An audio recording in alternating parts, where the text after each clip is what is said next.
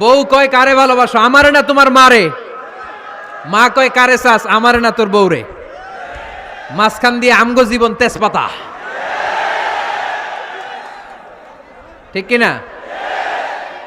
আল্লাহ তুমি ঘরগুলোতে সুখ দাও, আল্লাহ পরিবারগুলোতে শান্তি দাও, শাশুড়ি বৌমাকে মার মেয়ের মতো বানিয়ে দাও। প্রধান সমস্যা আমি পেয়েছি, শুনবেন? Generation gap. কি সমস্যা? জেনারেশন গ্যাপ, এটা বড় সমস্যা। শাশুড়ি অনেক আগের আমলের, বৌমা হচ্ছে এই আমলের। জেনারেশনে গ্যাপ আছে না নাই? শাশুড়ির চিন্তা একরকম, বৌমার চিন্তা আরেক রকম, তাই না? বাঁচার উপায় একটা,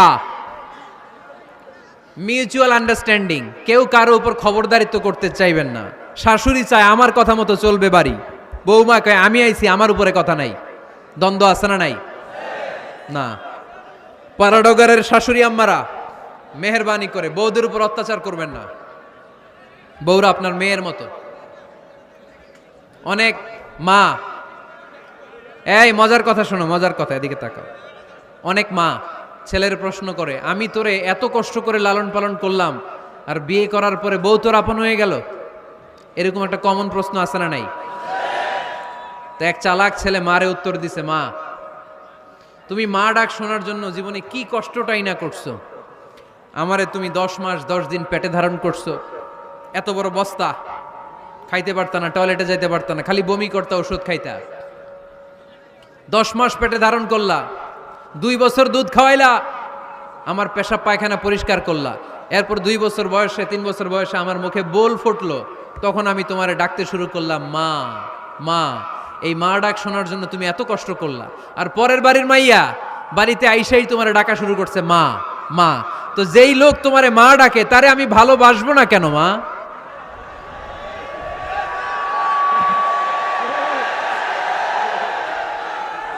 ঠিক কিনা? আমার মুখের মা ডাক শোনার জন্য তুমি এত কষ্ট করলা, আহা কি কষ্ট।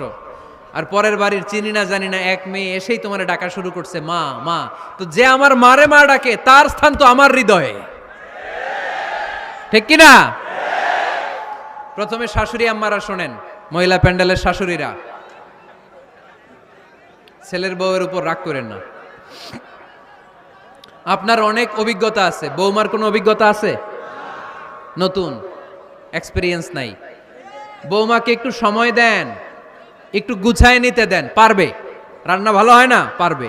ঘুম থেকে দেরিতে ওঠে, উঠবে আস্তে আস্তে। আপনাদের সাথে মানায় চলতে পারে না, পারবে, সব পারবে। আপনিও একদিন পারতেন না। আপনি যখন প্রথম বৌমা হয়ে গেছিলেন ওই কথাগুলো খেয়াল করেন, আপনার দিনগুলো তখন কেমন কেটেছিল। এজন্য পাড়াডগায়ের শাশুড়ি আম্মারা, বউদের উপর জুলুম করেন না, অত্যাচার করবেন না। অনেক শাশুড়ি আছে পান থেকে চুন খসলে বদদোয়া দেয় বৌমারে, আছে না নাই? কিন্তু এটা কল্পনা করে না যে এটা আমার নিজের পেটে ধরা ছেলের বউ। এই মেয়ের বদদোয়া দিলে তো আমার ছেলের পরিবারের ক্ষতি, আমার নাতি নাতনিদের ক্ষতি। এই কমন যোগ বিয়োগটা বুঝে না, এটা করবেন না। কষ্ট দিবেন না বৌমাকে। খেয়াল রাখবেন, আপনি যদি আপনার বৌমাকে কষ্ট দেন, আপনি যদি আপনার বৌমাকে কষ্ট দেন, আপনার নিজের মেয়েটাও বৌমা হয়ে আরেক বাড়িতে যাবে, সেও সেই একই কষ্টগুলো পাবে। এগুলো যখন আপনারে শোনাবে তখন আপনি শান্তিতে থাকতে পারবেন না। চিল্লায় বলেন ঠিক কিনা? পারবেন না আপনি শান্তিতে থাকতে। নিজের মেয়ে সকাল 11টায় ওঠে, ওইটার দোষ নাই, বৌমা কেন উঠলো না, ঝামেলা আছে না নাই? এটা করবেন না। এবার বৌমারা, এই যুগের মেয়েরা, পাড়াডগারের বৌমারা যারা আছেন, বউ, আহা খবরদার শাশুড়ির সাথে বেয়াদবি করেন না, বেয়াদবি করবেন না। শাশুড়ি আপনার মায়ের মতো। কিসের মতো? আপনি আপনার বাড়ি ছেড়ে নতুন বাড়িতে আসছেন, এটাই আপনার বাড়ি। বৌমারা খেয়াল করে শোনেন, আপনার মা ছেড়ে আপনি আসছেন, এই মহিলাই আপনার মা।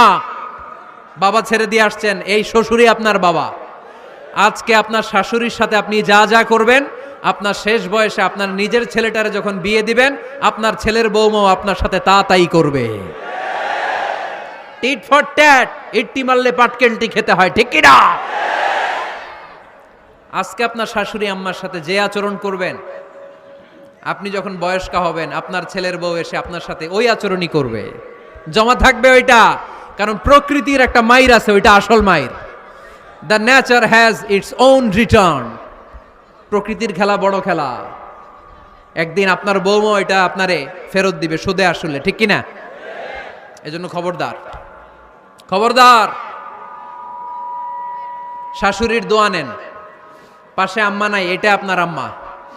বৌমারা কি করে আপনারা শাশুড়িদের মন জয় করবেন, আমি খুব সহজে আপনাদেরকে শিখাই দিচ্ছি। আপনারা খেয়াল করে শুনেন। শাশুড়িরা আসলে বেশি কিছু চায় না। আগের কালের নারী তো একটু আনুগত্য চায়, একটু আম্মা আম্মা শুনতে চায়। কি শুনতে চায়? আম্মা আম্মা। অল্প কয়েকটা কাজ করার মধ্য দিয়ে আপনি আপনার শাশুড়ির মন জয় করতে পারেন। কি করবেন? শাশুড়ির মাথার চুল আঁচড়ে দিবেন। কি করবেন? আহার, এগুলো এখন নাই। ওই চুল আশ্রয় দিমু, তোমার বউরে বলো চুল আশ্রয় দিতে। তো বৌমারা আপনারা শাশুড়ি আম্মার মাথার চুল আঁচড়ে দিবেন, মাথার চুলে তেল দিয়ে দিবেন, দেখবেন খুশি হয়ে যাবে, খুশি হয়ে যাবে। প্রেশারটা মেপে দিবেন, একটু ডায়াবেটিক্সের ওষুধ খেলো কিনা একটু খোঁজ নিবেন, সকালে হাঁটতে বেরোলো কিনা একটু খোঁজ নিবেন, ওনার কাপড়গুলো একটু আয়রন করে দিবেন, কি খেতে পছন্দ করে মাঝে মধ্যে একটু রান্না করবেন। বাইরে গেলেই আম্মাকে জিজ্ঞেস করুন, আম্মা আপনার কিছু লাগবে কিনা, এগুলো খুব পছন্দ করে। আর বয়স্ক নারীরা ওনারা ওয়াজ মাহফিল বা ইউটিউবে বক্তাদের আলোচনা শুনতে খুব পছন্দ করে, ঠিক কিনা? আপনার শাশুড়ি যেই বক্তার আলোচনা ভালো, যেই বক্তাদের আলোচনা শুনতে পছন্দ করে, ডাউনলোড করে দিয়ে এই ওয়াজ শোনায় ব্যস্ত রাইখা দেন, আপনি আপনার মতো সময় কাটান, ঠিক কিনা? সহজ সহজ। আরেকটা টিপস, শাশুড়ি আম্মারা নবীদের কাহিনী শুনতে খুব পছন্দ করে, বয়স্ক নারীরা, ঠিক কিনা? নবীদের কাহিনী সম্বলিত বই কিনে দিন, মাঝে মাঝে নিজে এগুলো পড়ে শোনান, নিজেই পড়ে শোনান। মাঝে মাঝে অতীতের কথা জিজ্ঞেস করুন। বয়স্ক নারীরা অতীতের স্মৃতি হাতড়াতে খুব পছন্দ করে। মাথার চুল আঁচড়াতে আঁচড়াতে আপনার শাশুড়িকে জিজ্ঞেস করুন, আম্মা মুক্তিযুদ্ধের সময় আপনার বয়স কত ছিল বলেন তো? মুক্তিযুদ্ধের সময় আপনার এলাকায় কি হয়েছিল, ঘটনাগুলো শোনান।